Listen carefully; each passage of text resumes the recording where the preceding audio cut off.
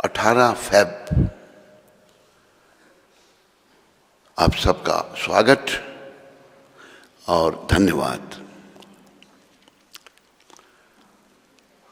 18 तारीख को ये शब्द प्रभुपाद जी ने प्रभुपाद का शिक्षामृत उद्धव को लिखा जो पत्र था 18 फरवरी 1969 को ये शब्द प्रभुपाद जी ने कहे थे।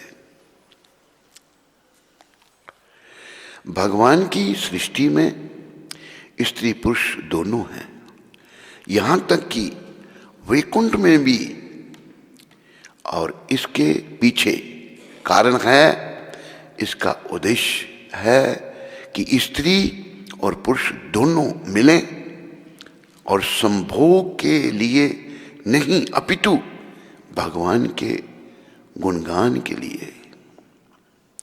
वैकुंठ में स्त्रियां अपने रूप, मुस्कान, वस्त्राभूषण आदि में अत्यधिक सुंदर हैं, परंतु वहां के स्त्री पुरुष हरे कृष्ण के कीर्तन से इतने आकर्षित रहते हैं कि घनिष्ठ मेल जोल के बावजूद भी वे शारीरिक आकर्षण का अनुभव नहीं करते। तो बड़ी सुंदर शिक्षा प्रभुपाद जी ने आज के दिन 1969 को दी थी उद्धव को। ये जो भगवान की सृष्टि है इसमें पुरुष भी हैं और स्त्री भी है। और फिर प्रभुपाद कहते हैं कि वैकुंठ में भी स्त्री पुरुष हैं। सभी से वैकुंठ नहीं, गौलोक, बहुत सारे वैकुंठ लोग हैं, एक वैकुंठ नहीं है, बहुत सारे।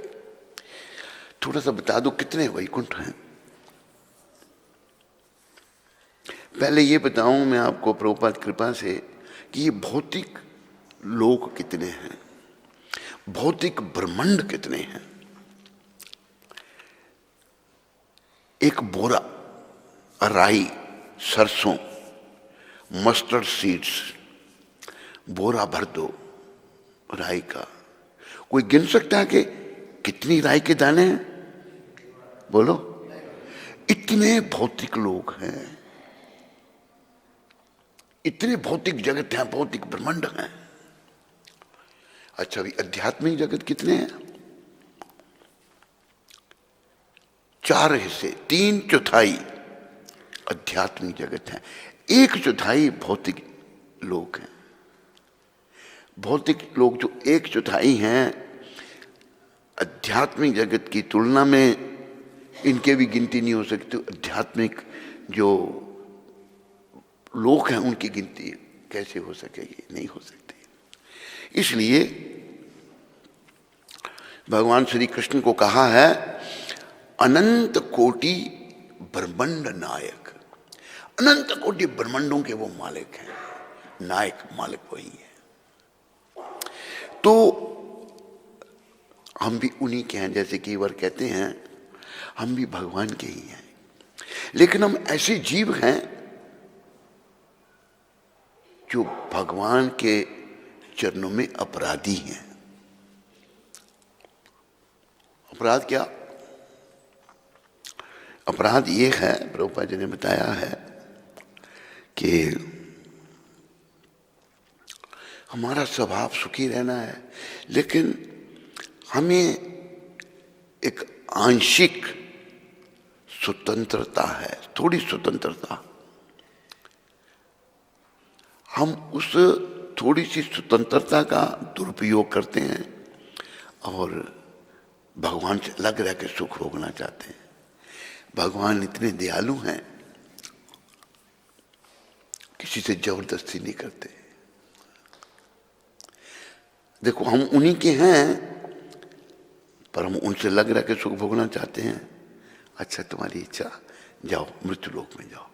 हमारा पतन मृत्यु लोक में हो जाता है। यहां पर फिर यहां तो कोई सुख है ही नहीं।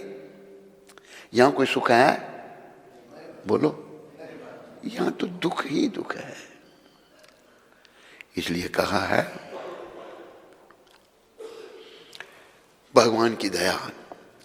प्रभु जी तुम बड़े दयालु हो, प्रभु जी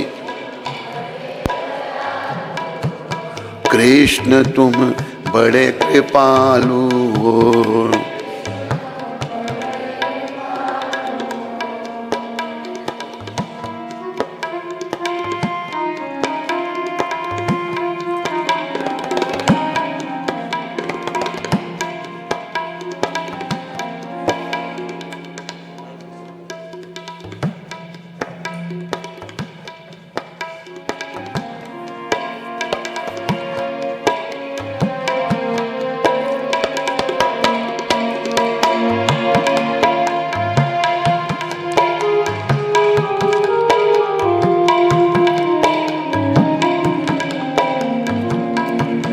तेरा यश गाया वेदों ने, भेद नहीं पाया वेदों ने, वेद नहीं पाया वेदों, नेति नेति गाया वेदों ने, नेति नेति गाया वेदों ने। हमें तो बस तेरा सहारा है, हमें तो बस तेरा सहारा है, और ना कोई हमारा है। और ना कोई हमारा है। तू ही प्यारों के प्यारा है, तुम्हें प्यारों में प्यारा है, और सब झूठी माया है। और सब झूठी माया है। दास तेरी शरणी आया है, दास तेरी शरणी आया है। प्रभु जी तुम बड़े दयालु हो, कृष्ण तुम बड़े कृपालु हो।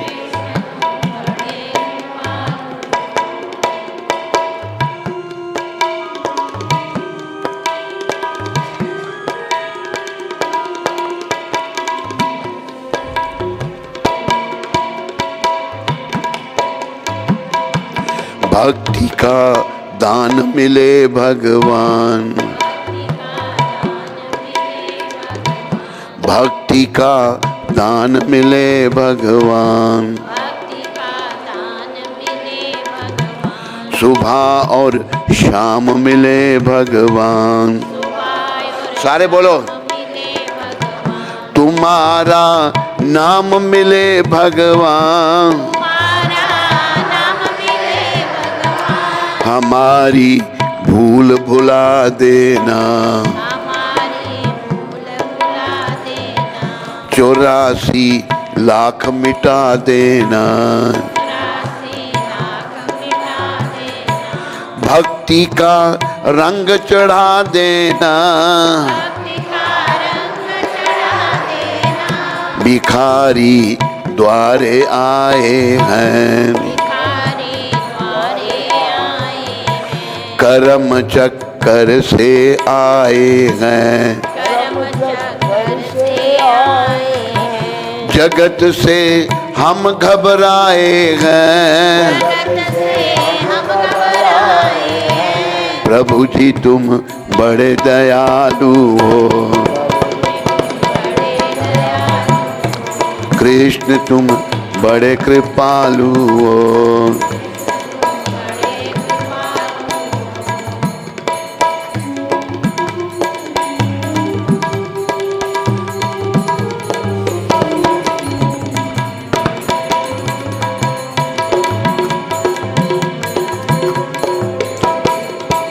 तुम दीनानाथ कहते हो, तुम दीनानाथ का पतित पावन कहलाते हो, पतित पावन कहलाते हो, शरण गति सदा बचाते हो, हमारे मात पिता तुम हो, हमारे माता पिता तुम हो, की बख्शन हार सदा तुम हो, रक्षणहार सदा, हमारे जीवन धन तुम हो, हमारे जीवन धन तुम हो। भले हैं बुरे हैं तेरे हैं, भले हैं बुरे हैं तेरे हैं, तेरी माया से घेरे हैं। तेरी माया से फेरे हैं। फिर भी हम बालक तेरे हैं, फिर भी हम बालक तेरे हैं। प्रभु जी तुम बड़े दयालु हो, प्रभु जी तुम बड़े दयालु हो। कृष्ण तुम बड़े कृपालु हो। कृष्ण तुम बड़े कृपालु हो।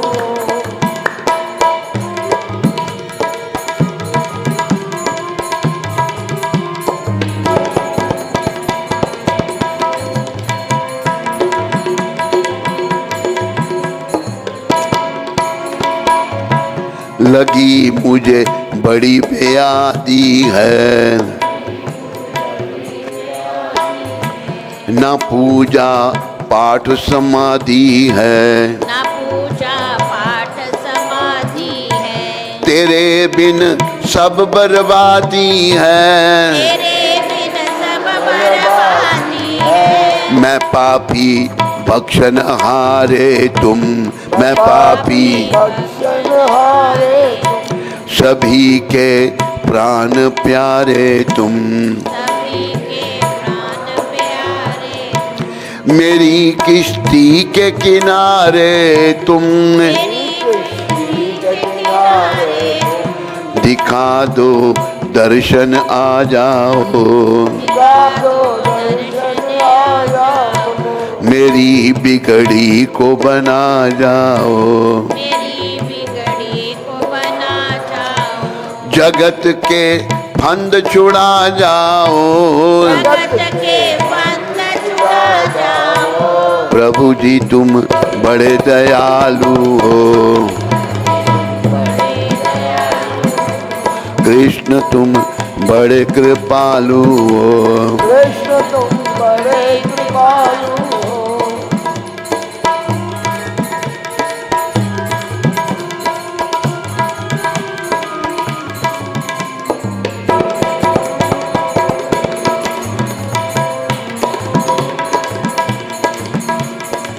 हरे कृष्ण कृष्ण कृष्ण हरे हरे, हरे राम राम राम हरे हरे। हरे कृष्ण हरे कृष्ण कृष्ण कृष्ण हरे हरे, हरे राम राम राम हरे हरे।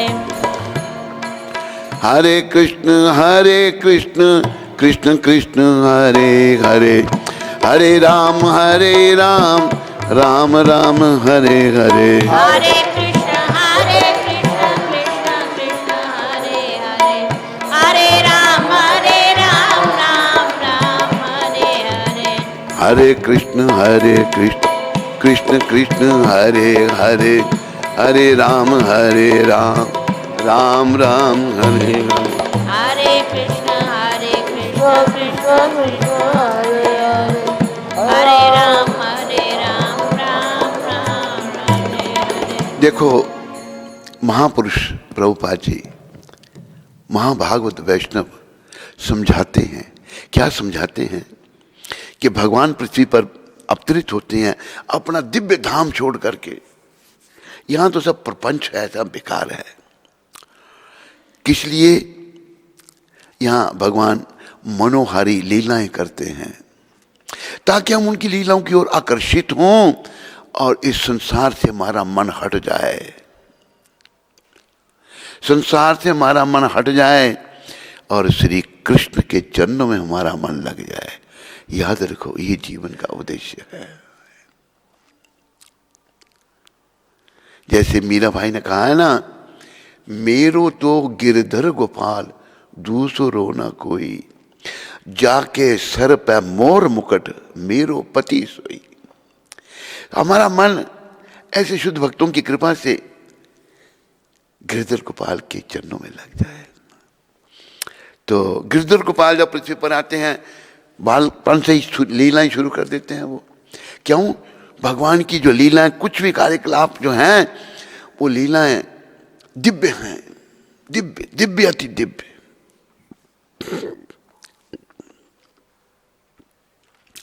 गीता में भी ये कहा भगवान ने, जन्म कर्म च मे दिव्यम एवं यो वेति तत्वता त्यक्त्वा देहम पुनर्जन्म नेति मामेति सो अर्जुन।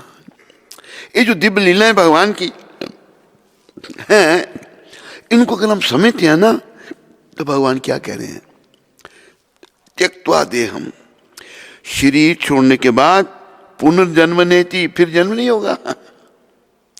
ये बड़ी कृपा भगवान की। सूरदास जी का भजन आ गया, ये अच्छी तरह से नहीं गा सकता, पर भाव इसमें बड़ा है। मैं गाने का प्रयास करता हूँ, आप लोग भी पीछे बोलने का प्रयास करें।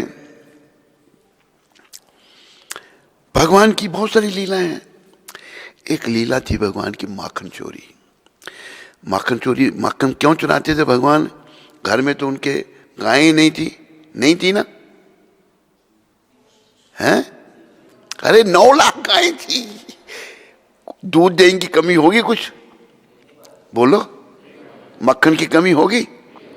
फिर भी भगवान अपने भक्तों को आकर्षित करने के लिए, अपने भक्तों को सुख देने के लिए मक्खन चुराते थे। तो मक्खन चोरी की बड़ी धूम मचा दी भगवान ने। गोपियों ने एक दिन पकड़ लिया उनको। पकड़ने में भी कई लीलाएं की। एक गोपी कुछ थोड़ी क्रूर स्वभाव की, वो पकड़ के ले आई भगवान को।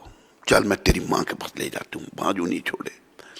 लीलाधारी भगवान ने क्या किया, ले आई जब, तो आज मैं तेरे को तेरी माँ से पिटवाऊंगी। वो कहती है कहाँ मेरा बेटा चोरी करता है मक्खन। तो हुआ क्या, वो गोपी लेके जा रही है, भगवान ने क्या किया, बड़े तरीके से उसके हाथ से निकले और उसका जो बेटा था उसका हाथ उसके हाथ में दे दिया। अपनी बेटी को लेके आ गई वो। तो भैया तू कहती है मेरा बेटा मक्खन नहीं चुराता, ये देख मैं लेके आई हूं आज। यशोदा मैया हंस रही हैं और लाला जो है माँ के पास खड़े हैं। तो यशोदा मैया कहती देख कौन है ये, किसको पकड़ के लाई है तू? तेरे कान्हा को। देखा तो उसका पुत्र, उसको बड़ी शर्म आई। भगवान ऐसे ऐसे लीलाएं करते हैं कि जो कुछ सोच नहीं सकता। त्रिलोकीनाथ सब हम लोगों को अपनी ओर आकर्षित करने के लिए, हम इस दुख रूपी संसार की ओर आकर्षित हैं। याद रखो, यहाँ तो दुख ही दुख है, और दुखों में अगर आप सुख खोजोगे भाई तो मिलने वाले हैं नहीं। जैसे रेत में पानी खोजोगे तो रेत में पानी तो है नहीं, पानी तो नदी के किनारे है। तो प्रभुपाद शिक्षा देते हैं, भगवान की लीलाओं का सिमरन करो। तो सूरदास जी ने बड़े ये भजन लिखा है। जब एक बार पकड़े गए भगवान, तो गोपी ले आई पकड़ कर उनको। मैया मोरी मैं नहीं माखन खायो, मैया मोरी माखन खायो। ओ मैया मोरी मैं नहीं माखन खायो, मैया मोरी मैं नहीं माखन खायो। देखो भगवान झूठ भी बोलते हैं, पर वो जो कुछ करते हैं ना वो सब दिव्य है, क्योंकि वो खुद दिव्य हैं। बात समझ आई आपको नहीं? और बच्चे भी कभी झूठ बोलते हैं। बच्चों को 9 साल तक बच्चों को कोई दोष नहीं है, पर बच्चों को शुरू से ट्रेनिंग देनी चाहिए, सच बोलें। ये नहीं कि भाई अरे मैं 7-8 साल का मैं झूठ बोलना शुरू कर दूं, नहीं। कभी गलती से बोला जाता है तो उसको क्षमा किया जा सकता है। अरे भगवान दलीलें दे रहे हैं, तू कहते मक्खन खाया था कैसे? भोर भई गैयन के पाछे, भोर भई गैयन के पाछे, मधुबन मोहे पठायो, मधुबन मोहे पठायो। ओ मैया मोरी मैं नहीं माखन खा। मैया मोरी मैं नहीं माखन चार प्रहर बंशी बट बट क्यों, चार प्रहर बंशी बट भट क्यों, सांझ परे घर आयो, सांझ परे घर आयो, मैया मोरी मैं नहीं माखन खाए, मैया मोरी मैं नहीं माखन खाए। ये सब भगवान की लीला है, सभी को आकर्षित करने वाली।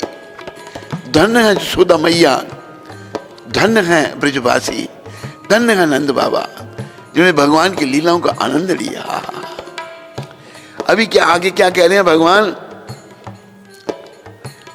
मैं बालक बहियन को छोटो, मैं बालक गैयन को छोटो, छीको कहीं विधि पायो, छीको कहीं विधि पायो, मैया मोरी मैं नहीं माखन खा, सुन मैया मोरी मैं नहीं माखन खायो। तो माँ के मांगिए मैया दलीलें दे रहे हैं मैंने खाया नहीं माखन। तो यशोदा मैया कहती है तेरे मुंह में कहां से लग गया ये, मुंह में लगा दिख गया। अभी भगवान क्या कहते हैं,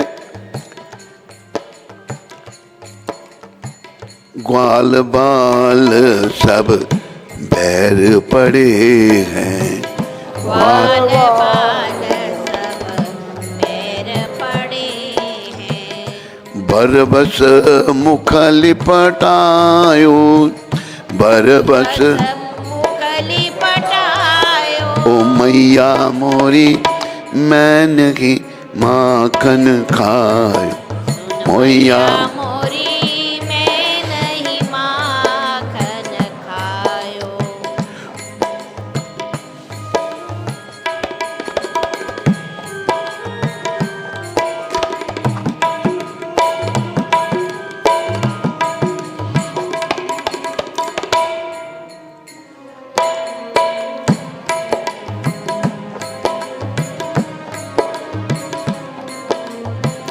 आगे क्या कह रहे हैं परमपिता, तू जननी मन की अति भोली, तू जननी मन की अति भोरी, इनके कहे पति आयो, के कहे पति आयो, मैया मोरी मैं नहीं माखन खायो, सुन मैया मोरी मैं नहीं माखन खायो। अभी भगवान ऐसी बात कहने जा रहे हैं जो यशोदा मैया कभी सहन नहीं कर सकती थी। तो भगवान त्रिलोकीनाथ ऐसी ऐसी बातें कहते हैं जो हृदय को स्पर्श करती हैं, और यही आवश्यकता है हमारा मन इस नश्वर संसार से हटे और भगवान की ओर आकर्षित हो, भगवान की लीलाएं हमारे हृदय में निवास करें, हम संसार का सब कुछ भूल जाएं। अगर अंत समय संसार का कुछ भी याद रहा वैसे ही जन्म लेना पड़ेगा। अंत समय में अगर कन्हैया हृदय में आ गए, जीवा पर आ गए, तो बस फिर इनके धाम में ये ले जाएंगे हमको। ये भगवान ने कहा है। अभी भगवान क्या कहने जा रहे हैं, जिए तेरे कछु भेद उपजी है, जिए तेरे कछु भेद उपज है, जान परायो जायो, जान परा परायो जायो, मैया मोरी मैं नहीं माखन खायो। मैया मोरी मैं नहीं माखन खायो। थोड़ी सी कड़क बात भगवान ने कह दी। अभी आगे क्या कह रहे हैं भगवान, ये ले अपनी लकोटी कमरिया, ये ले अपनी लकुटी कमलिया, बहुत ही नाच नचायो, बहुत ही नाच नचायो, बहुत ही नाच नचायो, बहुत ही नाच नचायो। सूरदास तब हंसी जशोदा, सूरदास बेहंसी यशोदा, ले उर कंठ लेगा, ले उर कंठ लेगा, ओ मैया मोरी मैं नहीं माखन खा, ओ मैया मोरी। मोरी मैं नहीं माखन खायो। देखो ये भगवान जो सारी बातें कर रहे हैं इसमें, ये हम सबको अपनी ओर आकर्षित करने के लिए, लेकिन हम इतने मोह माया फंस गए हैं, इतने विषय विकारों में फंस गए हैं, भगवान की ओर हमारा आकर्षण नहीं होता है। ये बड़ा दुर्भाग्य है हमारा। तो उसके लिए क्या करना है, ऐसे जो महापुरुष हमें जो भगवान से मिलाने के लिए प्रकट हुए हैं, इनके चरणों में प्रार्थना करनी की कृपा करो कि मेरा मन हरि चरणों में लगे, मेरा मन प्रभु भजन में लगे। सूरदास जी कहते हैं, यशोदा जी हंसी और झट अपने गले लगा लिया भगवान को। ऐसा वर्णन आता है कि सारी लीलाएं भगवान की दिव्य हैं, जो भी लीलाएं भगवान करते हैं वो दिव्य हैं, लेकिन प्रभुपाद जी बताते हैं भगवान की बाल लीलाएं जो हैं ये बहुत ही हृदय को सुख देने वाली हैं। देखो बच्चा किसी का भी हो अच्छा लगता है, पर भगवान जब बाल रूप में हुए तो देखो कितने अच्छे लगते होंगे। तो उस समय ऐसा बताते हैं कि कुछ सामान लेना हो तो कुछ अनाज दे करके ले सकते थे। एक भक्ति थी, वो भी माता फल बेचने वाली बेचारी थी, तो फलों की टोकरी उसने सर पे उठाई है, कह रही है फल ले लो, फल फल ले लो फल।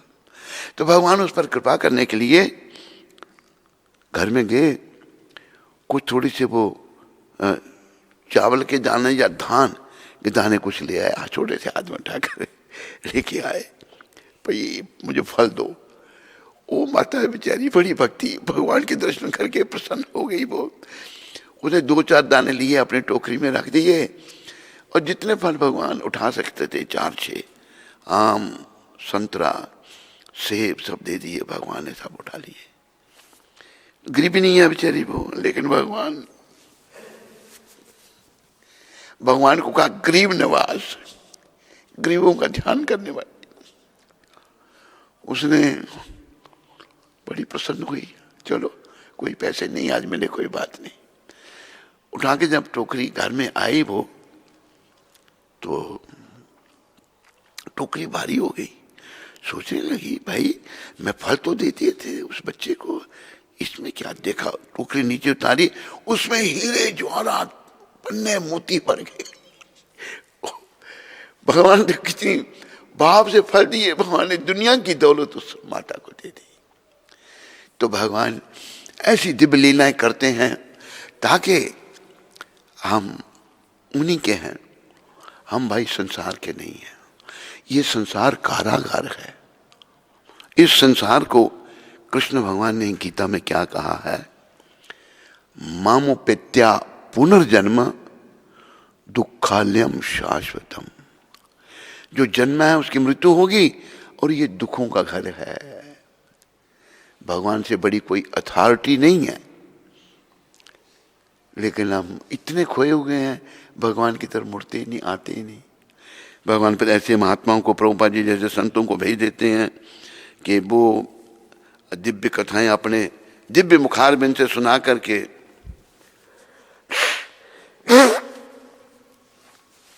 हमको भगवान की ओर आकर्षित करते हैं और हमारे जीवन को सफलता के पथ पर आगे ले जाने का प्रयास करते हैं। देखो गीता में ही भगवान ने कहा है, स्वल्पमस्य ही धर्मस्य त्रायते महतो भयात। आध्यात्मिक पथ पर अगर कोई थोड़ी भी उन्नति करता है ना, ये उसको बहुत बड़े खतरे से बचा सकती है। खतरा क्या है माता व भक्तों? जन्म मरने के चक्कर का आवागमन बनेगा। अभी देखो कईयों को ऐसा होता है, परिवार में लड़ाइयाँ झगड़े होते हैं, दुखी हो जाते हैं, वो अपने दुखों को रोते रहते हैं। और कई बार ऐसा होता है जो घरों में दुखी होते हैं उनको भगवान की शरण मिल जाती है, लेकिन फिर भी वो नहीं समझते भाई घर में तो सुख था ही नहीं, लेकिन भगवान की शरण में थे सब कुछ है। तो ऐसा बताया है, डोगरी भाषा में कहावत है, एक कुब्बा आदमी था, उसके कुबड़ निकला था पीछे। कुबड़ अच्छा नहीं लगता, एक बेकार कुबड़ वाला आ गया, उसने जोर से उसको लात मारी, उसका कुबड़ सीधा हो गया। कुब्बे लते दे दी थी, उसी सगों दाएं आई, कुब्बी सीधा हो गया। तो कई बार जो दुख भी है ना, वो हमारे लिए भगवत प्राप्ति का साधन बन जाते हैं। इसलिए जिस भी हालत में भगवान हमें रखें, हम डॉक्टर बनना चाहते हैं, इंजीनियर बनना चाहते हैं, पर क्या जाते इंजीनियर से क्या होगा? तुम अगर देश के प्रधानमंत्री बन गए तो क्या हुआ था? प्रधानमंत्री को अमर हो गई थी वो, 35 गोलियां मिली थी, आखिर में कैसी मृत्यु हुई होगी। ये संसार दुखों का घर है, सुख तो केवल प्रभु चरणों में है, श्री कृष्ण के चरणों में है। इसलिए संदेश है कि कृष्ण का भजन करो, बस कर लो भजन श्री कृष्ण का, बोलो ये काम आएगा। छूटेंगे धन व जन, मगर ये साथ जाएगा। बहुत पुरानी बात है, जब हम छोटे छोटे थे तो जम्मू में एक घटना घटी। क्या घटना घटी? एक दूध दही बेचने वाले एक सरदार जी थे, हलवाई, दूध दही बेचते थे वो। तो कोई बच्चा कुछ नहीं थे, पर जब मर गए तो गवर्नमेंट ने आकर, पर उनके कोई है ही नहीं उनका।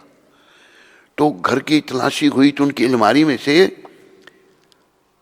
5 लाख के नोट निकले और रखे हुए हैं उन्होंने, 5 लाख।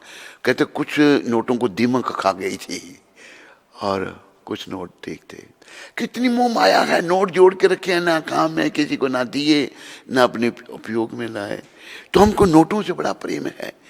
लक्ष्मी जो है ना, लक्ष्मी जब किसी के पास आती है ना, उसकी सवारी जो है, उसका सुबह सुबह नाम नहीं लेना चाहिए। वो पक्षी है जिसे दिन को दिखाई नहीं देता, रात को दिखाई देता है। उसको गुजराती भाषा में कहते हैं, मैं गुजराती भाषा में नहीं कहूँगा, तो उसका नाम नहीं लेना चाहिए। तो जिसके पास लक्ष्मी आती है, वो उसका, लक्ष्मी जी का जो वाहन है, उसका असर उस व्यक्ति पर हो जाता है। इसलिए हमें नारायण के पीछे पड़ना है। नारायण कृष्ण एक ही हैं, विष्णु कृष्ण एक ही हैं। ये भगवान के अपने विस्तार हैं, स्वयं अंश। भगवान अपना विस्तार करते हैं। नरसिंह वरा कुर्मा आदि अनेकों, अद्वैतम अच्युतम अनादि अनंत रूपम। तो भगवान नारायण फेमस नाम है, लक्ष्मी नारायण। तो हम लक्ष्मी जी को तो पूछते हैं, नारायण को भूल जाते हैं। तो लक्ष्मी को पूछो तो लक्ष्मी माता आ जाएंगी, अकेली आएंगी। अकेली जब आएंगी तो अपनी सवारी अपने वाहन पर आएंगी। उनका वाहन जो है बड़ा बेकार वाहन बनाया हुआ है, तो वाहन का असर जिसके पास लक्ष्मी आई होगी न हो जाता है। और बुद्धि उसकी मलिन हो जाती है और जीवन बेकार हो जाता है। भक्त तो जब नारायण को पूछते हैं तो नारायण के साथ भी लक्ष्मी आती हैं, पर वो तो अब गरुड़ जी पर बैठकर आती हैं। गरुड़ जी पक्षियों के राजा हैं। तो लक्ष्मी से ज्यादा प्रेम मत करो।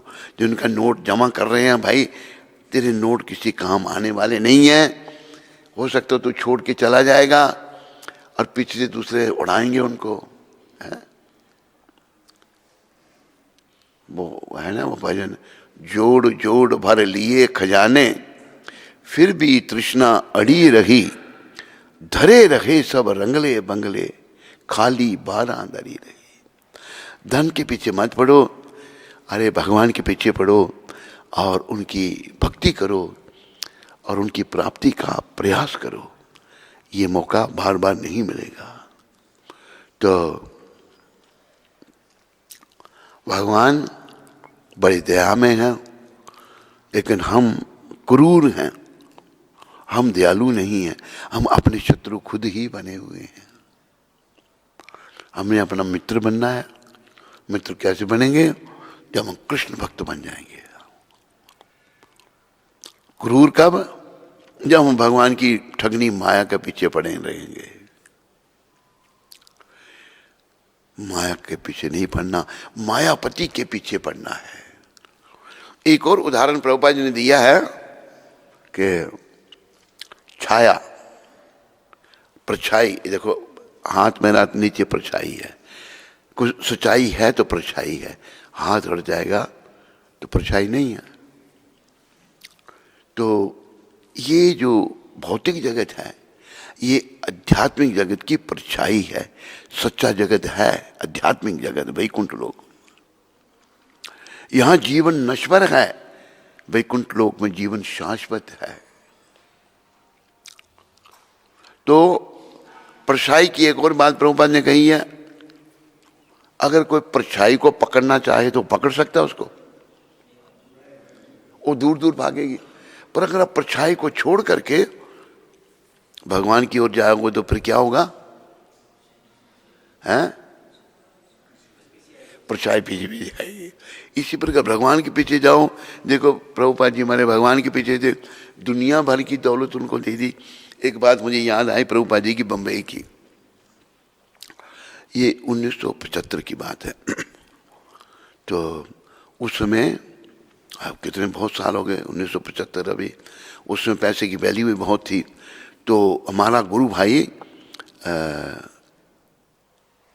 उसका नाम अम्बरीश दास, फोर्ड कंपनी का मालिक, फोर्ड जो कंपनी गाड़ियाँ बनाती थी, उसका मालिक, मैं भी वहीं बैठा था प्रभुपाद जी के कमरे में, और प्रभुपाद जी को कहता है, प्रभुपाद मैं ये बम्बई का, उसमें बम्बई का प्रोजेक्ट चल रहा था, बम्बई का मतलब मंदिर बन रहा था, तो बम्बई मंदिर के लिए मैं कितने पैसे ट्रांसफ़र करवाऊँ? प्रभुपाद कहते हैं जितनी तेरी इच्छा है। उसने उस समय 5 लाख ट्रांसफ़र किया। 5 लाख की बड़ी वैल्यू थी उस समय 1975 में। तो भगवान तो प्रभुपाद जी बड़े भगवत भावना से भावित होने के कारण बड़े गंभीर रहते थे। लेकिन अभी मेरे को कहते हैं, प्रभुपाद तू ऑस्ट्रेलिया गया है नहीं कभी? मैंने कहा प्रभुपाद नहीं गया। मैं तेरी टिकट दूंगा, तू ऑस्ट्रेलिया जाना। फिर कहते हैं मेरे पास इतने पैसे, मुझे समझ नहीं आ रही मैं क्या करूं इनका। उन्होंने पैसे का सदुपयोग उन्होंने ही किया। तो प्रभुपाद जो हैं, दुनिया भर की दौलत भगवान ने उनको दे दी। वो भगवान के पीछे हैं, भगवान की माया के पीछे नहीं है। तो हमने ये भी सीखना है प्रभुपाद के श्री चरणों से कि हमने भगवान के पीछे जाना है। तो स्त्री पुरुष का वर्णन हो रहा है आज की शिक्षा में। भगवान की सृष्टि में स्त्री पुरुष दोनों हैं। यहां तक कि वैकुंठ में भी उधर भी स्त्री पुरुष दोनों हैं। और इसके पीछे कारण है, इसका उद्देश्य है कि स्त्री और पुरुष दोनों मिले और संभोग के लिए नहीं, अपितु भगवान के गुणगान के लिए।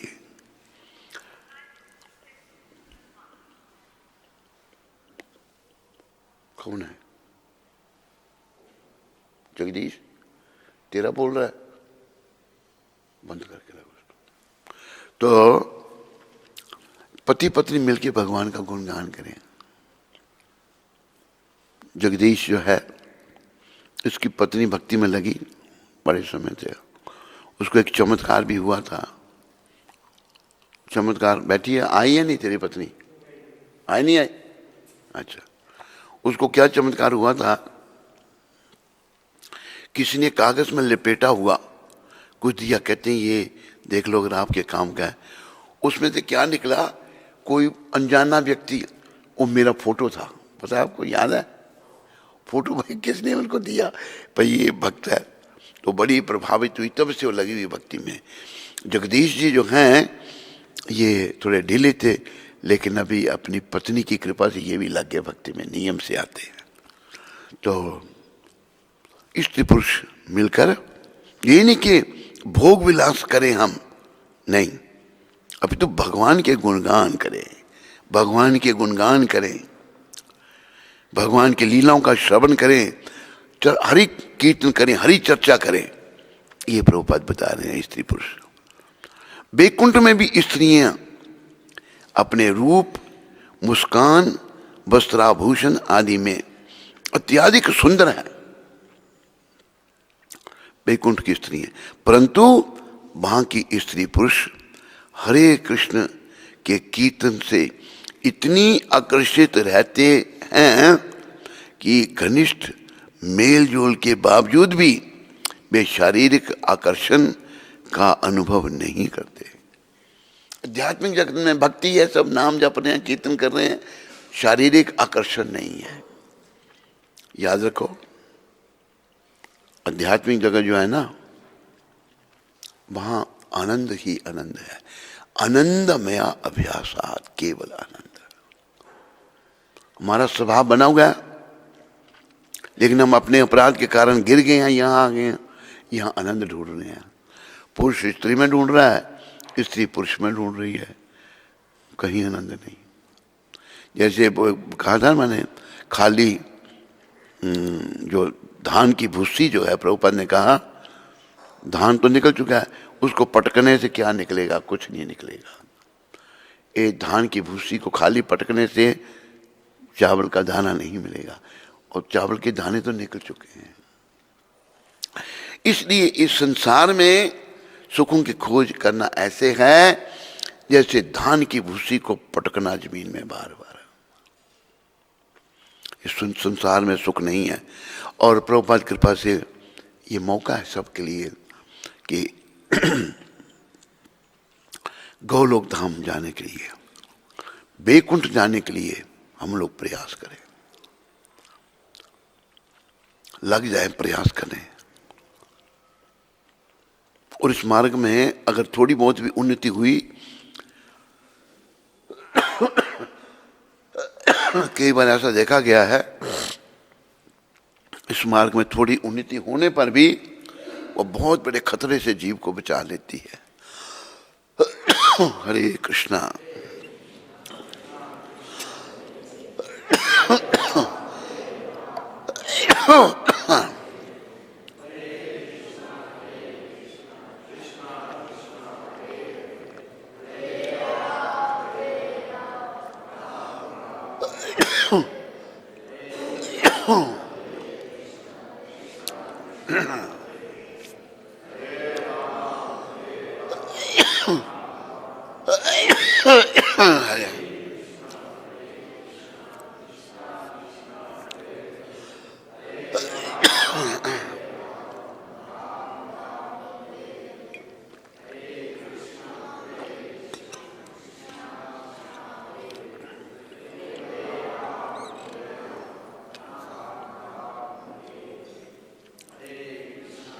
हरे कृष्ण।